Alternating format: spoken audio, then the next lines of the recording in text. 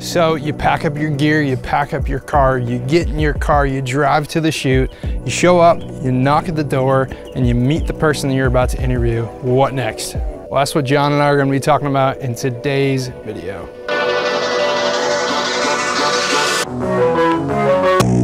Hey guys, welcome back to the channel. My name's Tim LaPointe. If we haven't met already, I'm a videographer that helps ministries and nonprofits tell their story through video. And my name is John Owens. I run a video production company called Frame Voyager that specializes in storytelling and travel. Great, yeah, glad to have John here with me today. And today we're gonna be talking about what to do when you first show up for a video shoot. So if you're showing up for something like a testimony video, what are the steps in scouting out the place that you're at and then setting up for that? What are the things that you're thinking through? So today we're actually at an Airbnb that John found, and that's where we're filming. If for your testimony video, if you're unable to film at that person's home, or if you're unable to film at the church, an Airbnb could be a great option for you. So John, when you were thinking through what we were gonna be filming today, what drew you to this place? So kind of what drew me to this place, now Tim and I live about a couple hours apart from each other, so we wanted to find somewhere that's easy to meet in the middle. And how I found this place was looking on Airbnb through just the map view, and that's actually my favorite way, just to get a big picture and kind of zoom in and see where everything is in the surrounding areas. Especially towns that you might not even thought of. What really attracted me to this place was how open it was, and kind of a more modern, darker feel to it, with a lot of external light coming in for some nice natural lighting. For us, that works for us, but it might just depend on what you're trying to film. For like testimonials or other types of videos, you might want something that's more homey or that fits more the style of the story you're trying to tell.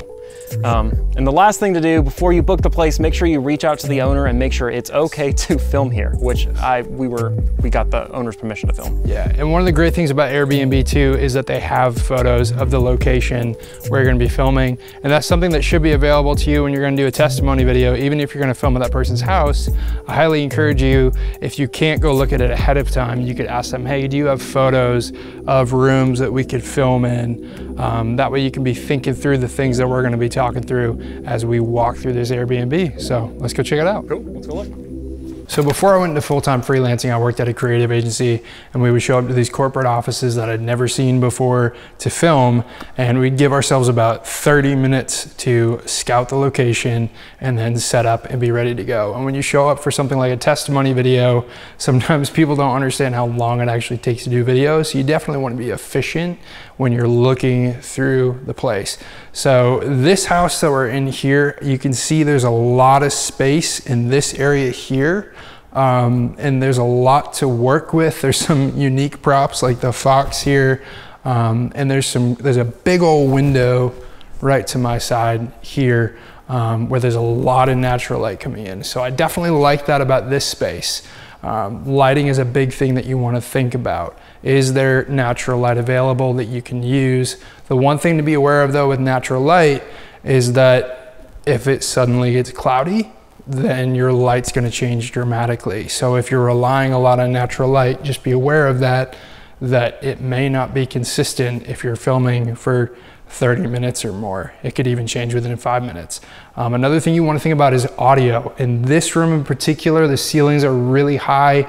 There's a lot of echo in here that might not necessarily be avoidable, but that is something to keep in mind. The other thing to keep in mind is just interesting backgrounds. Look around to see what's available to you.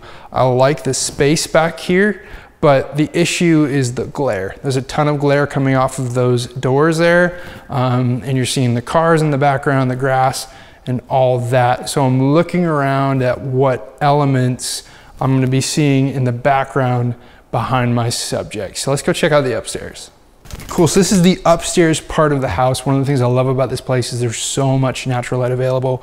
There's these windows here, there's some skylights in this loft area.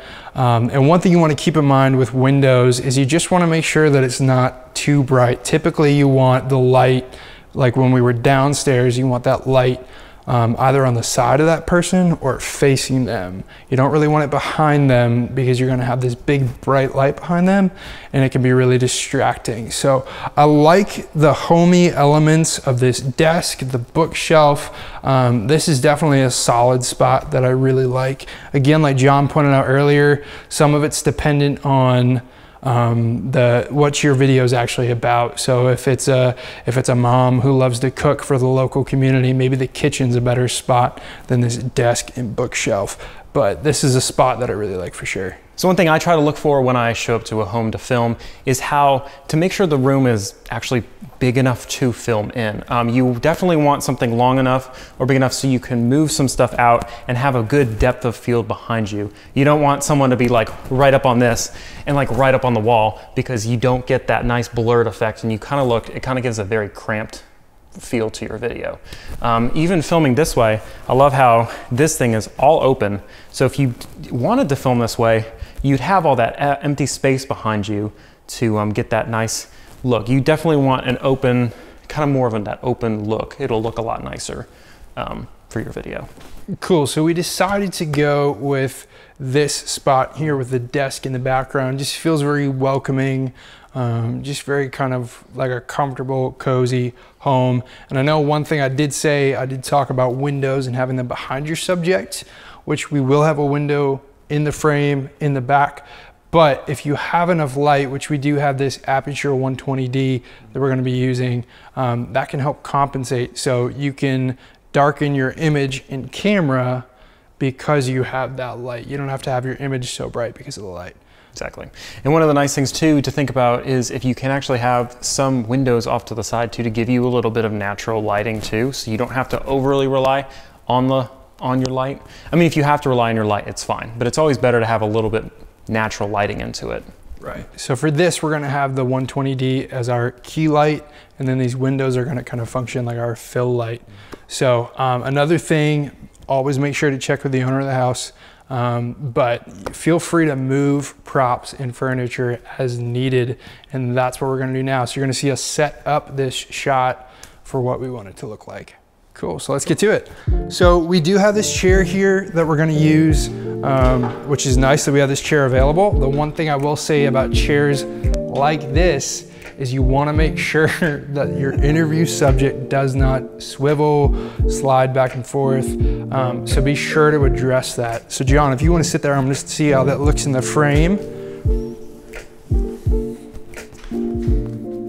So he's in a good third of the frame there. The window is behind him, but it kind of works as a backlight. And we'll have him look just off of the camera right next to the lens. So he's not looking all the way over here. If you want to look over here for me, Johnson, and see what that looks like. And then he look back here. So I like to have my interview subjects look just off to the side of the lens. So that's looking pretty good there. And one thing when selecting a chair or selecting a chair for your person to sit in for an interview, make sure it's smaller and the chair doesn't swallow them. You don't really want to see too much of the chair, else it makes the person look really tiny and kind of weird. Yeah, so let's take a look at the props behind him. So that plant is just showing behind him, but it's not really showing enough for me. So I either want to move it out or I want to make it more prominent in the frame. So I'm going to slide that over, see what that looks like in the frame. Yeah, that looks all right there. And that fire hydrant, definitely don't want that in the shot. So I don't believe this to be a safety concern for moving it. I apologize if I did a faux pas here and moved a fire hydrant when I shouldn't have, but I'm gonna move that out. That's the thing, you wanna look for what helps decorate the set, but what you also wanna make sure that nothing's gonna be a distraction. Something very bright red like this could be a very big distraction. So, and let's kick that light on too if you want, John. All right, yep, let me go and plug it in. Let's see what that looks like. Cool, so I'm gonna sit here. If you have somebody else with you, it's always nice to have another perspective. So now I'm actually gonna sit in this chair while John gets that light on, and I'll have him check out the shot to see what it looks like. Cool, so John's got this light off to the side. It's not directly on me, just helping to give a nice shape to it. So, and we have a soft box on it that's helping to diffuse that light so it's not super harsh. And he's raised it up a good bit. So let's see what that looks like. So this is personal taste too. For me, I'm a sucker for symmetry. So that's why I have the shot the way that I do. It's straight onto the desk. That desk has some nice leading lines that lead out into the background of the shot. The only thing I would notice is sometimes the plugs like these back here do look kind of ugly. So maybe the black one's okay, but this white thing, like kind of a little bit of an eyesore. So kind of move that out of the way. Sometimes too, it does look nice to, and I don't know, again, personal preference, to actually turn on some of the background lights. Yeah, for sure. To kind of give it a little bit warmer feel. Go ahead and have a seat. We'll see what that looks like. Cool.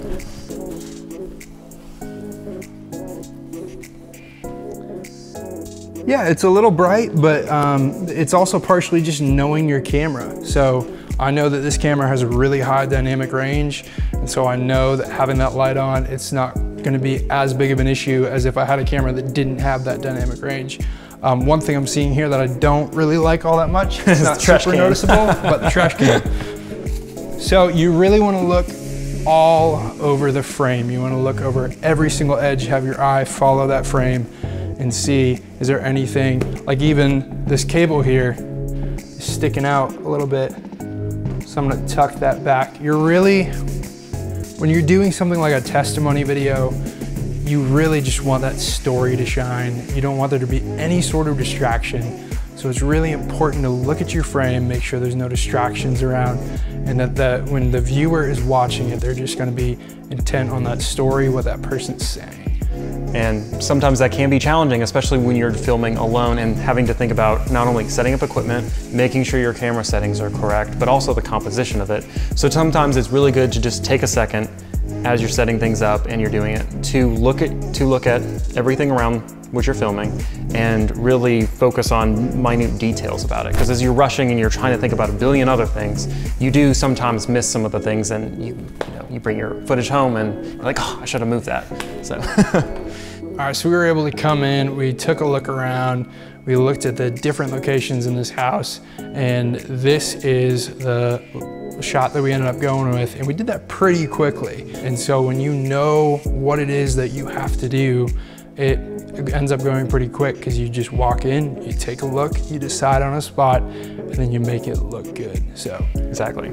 Yeah, I would say the same thing. And if you're really trying to, a lot of times as you're doing things out for work for this, it's very quick, and clients expect you to be done a lot faster than usually is humanly possible. But so if you run into those kind of situations, this is a great way to film that, to get everything set up really quick and just to make a checklist for yourself in your head to kind of run through as you're setting things up. Yeah, and John deals a lot with this on the corporate end. I deal with a lot of it more on the ministry end. And one thing I'd encourage you to is take a look around your house. What are the rooms that you can shoot in? And think to yourself, how can I make this look better? How can I make it look different? The way that a room is doesn't have to stay that way. As you saw, we moved a bunch of stuff like the trash can, the fire hydrant, moved a bunch of stuff around to make it look the way that we wanted. So this is our thought process for when we're scouting out a location that we're gonna be filming in and for setting up our cameras and lights. So if you're looking for more tips and tools for church video production, subscribe to this channel, comment below, give us a thumbs up, let me know what you thought of this video, let me know if there's anything that you would do differently. And while you're at it, go check out Frame Voyager, John's channel, for some really cool video content. Go give him a subscribe as well. So thanks again for watching, and we'll catch you next time.